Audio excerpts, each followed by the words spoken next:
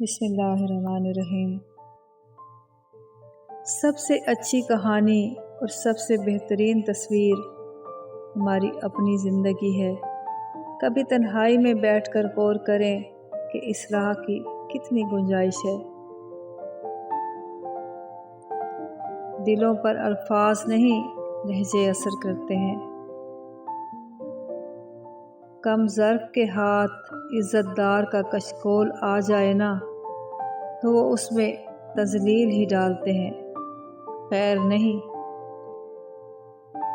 बाज़ औक़ात खामोशी इख्तियारी नहीं, मजबूरी होती है, क्योंकि इंसान झूठ बोलना नहीं चाहता और सच बोल नहीं सकता। इससे कोई फ़र्क नहीं पड़ता है कि आप लोगों की कितनी खिदमत करते हैं और उनके लिए कितनी कुर्बानियाँ देते हैं। कभी भी उनसे बदले में शुक्रिया की उम्मीद ना रखें।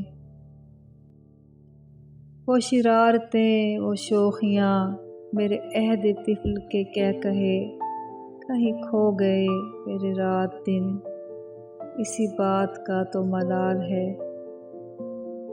ये दुनिया हमदर्दी, दोस्ताना रवैयों, नरमी और खलूस की कातिल है, और मुनाफ़क़त, मसनूईपन और दोगलेपन की आशिक है।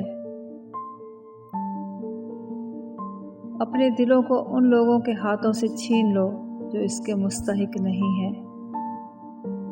हकीकत सिर्फ़ इतनी है कि सबसे खूबसूरत वो चेहरा है जिसे मुश्किल में आवाज़ देना आसान लगे।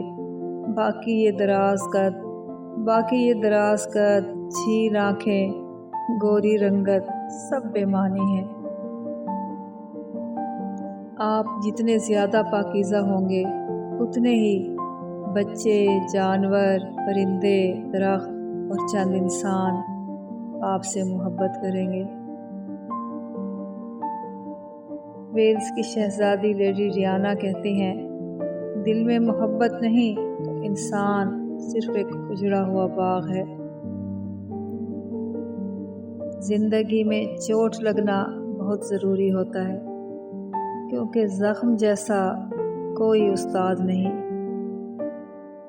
उन तमाम दुखों का शुक्रिया जिन्होंने मुझे वापस अपने रब के सामने बच्चा बना दिया।